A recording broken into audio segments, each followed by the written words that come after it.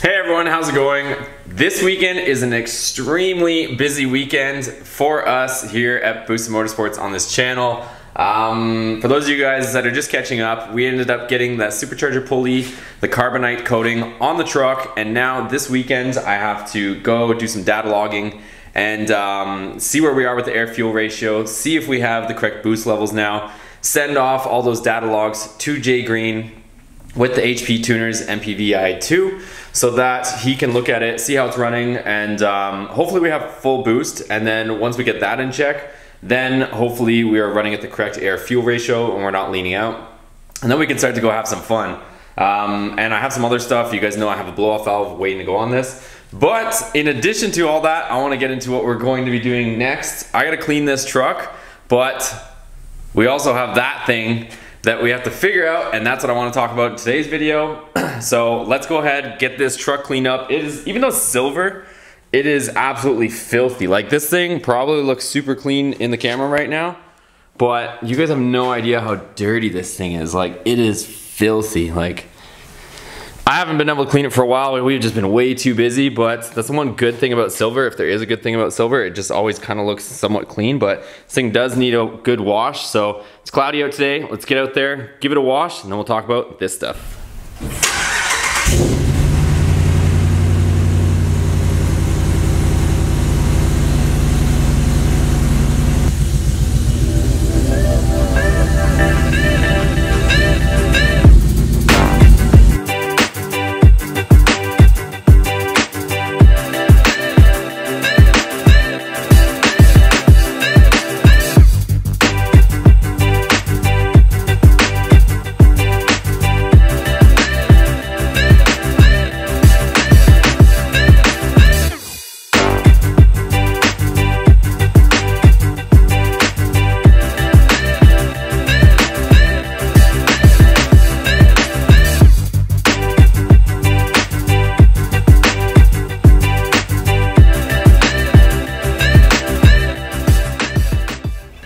Alright, so the truck is now clean, and I will go through, I guess, my procedure on cleaning this, the stuff that I go through with you guys at some point in time, but we'll save that for today.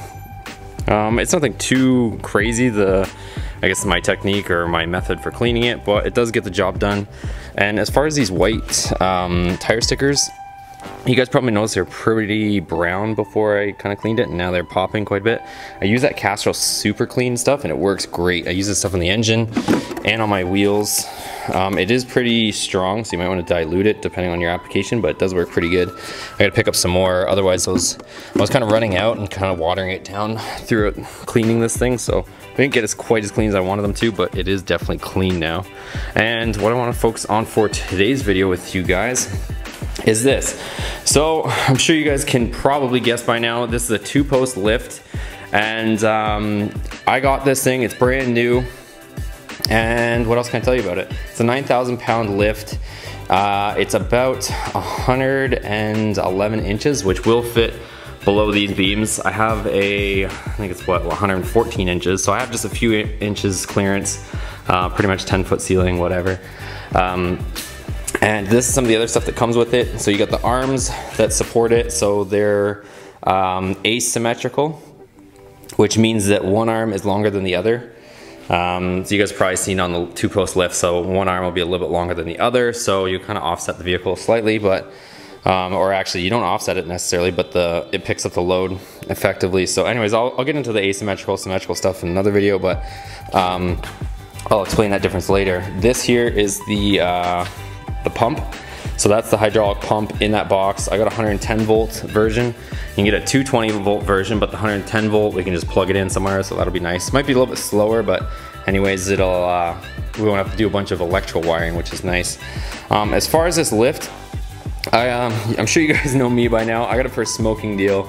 If anybody's interested, I can kind of let them know where I got it. I ended up picking up locally, so that saved me on shipping, because this thing, honestly, you guys, that thing is so freaking heavy. Like, you have no idea how heavy that is. I'm sure you probably have some idea, but that thing weighs probably, I think it's around 1,400 pounds, the whole assembly. And when it was in the back of the truck, It comes in this like steel support thing that, here, I'll show you guys. It comes in like this steel thing that kind of keeps it all together as one, so you can see this like bracketry. So it came in like this steel thing, and one was bolted here and one was bolted on the bottom, and they were both kind of just long together. So I unbolted it from that thing, and once I did that, it made it a lot easier, so we ended up doing it one by one. But the whole thing weighs about 1,400 pounds, so each one, you can assume, of these towers probably weighs about 500 pounds at least, 500-600 pounds. I don't know exactly, but that's just a rough estimate. Anyways, they're super heavy, so me and my buddy ended up getting out of the truck without giving ourselves a hernia, and we got them here. Now comes for the big question, and I'm gonna be deciding with a few buddies, and I wanted you guys to chime in as well, so that's why I wanted your input, is now where do we position this thing in the garage? So obviously I don't have the full ceiling height right now. I think in the future what I'm gonna do, and part of the reason for getting this place, is you guys can see, there you go.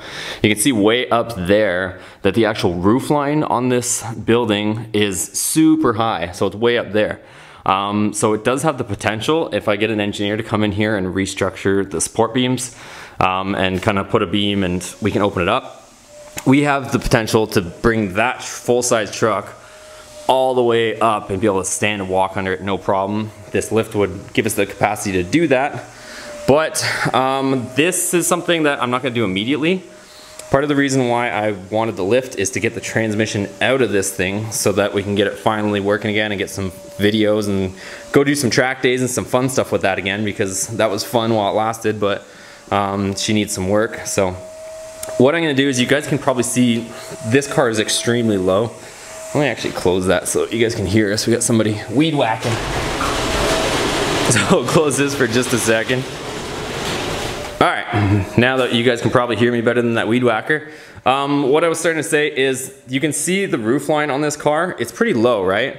So I'm not gonna be able to fully walk under it, but my intention was to, with the roof height here, the ceiling height here, I can pretty much lift that car up enough that I can get underneath it comfortably and be able to take the transmission out. And even if the other thing too is, I was really debating between getting the 2-post lift or a 4-post lift for this single bay.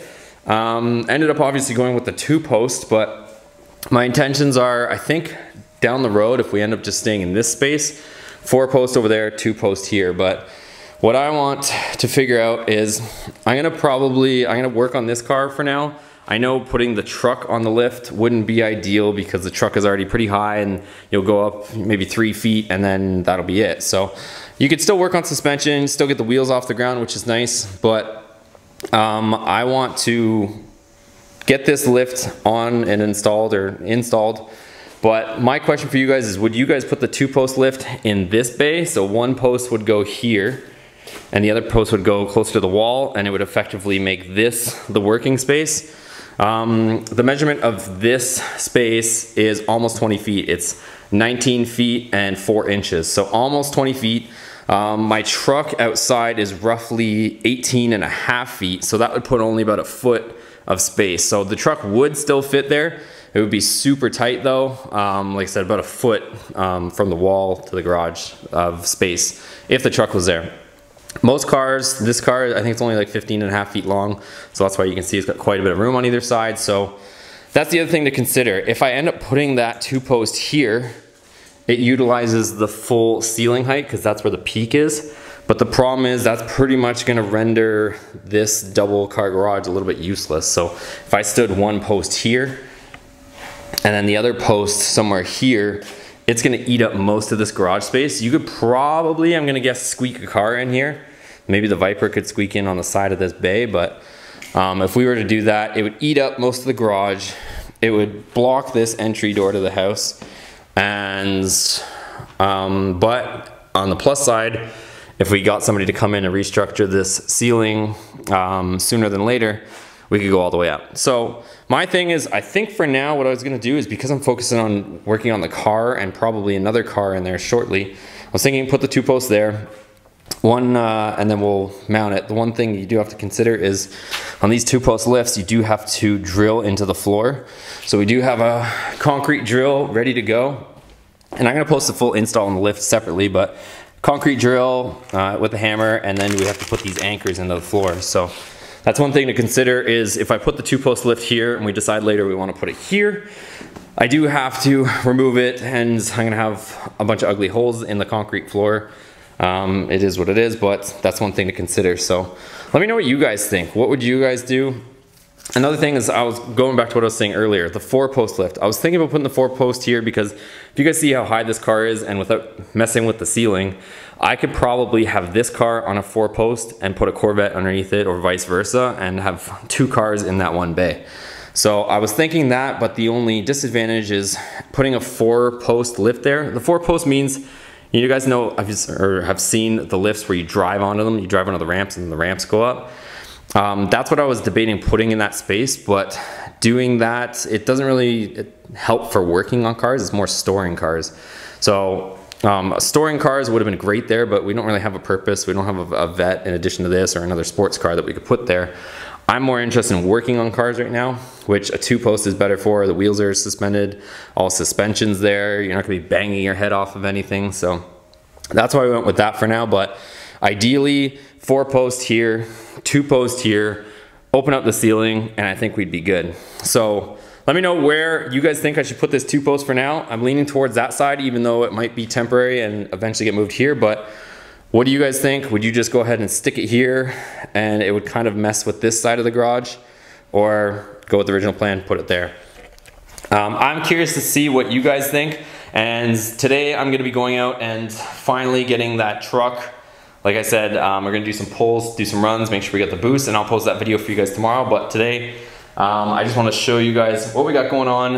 And so today I'm gonna hopefully get the truck sorted out, get those tunes, or get those logs sent to Jay Green.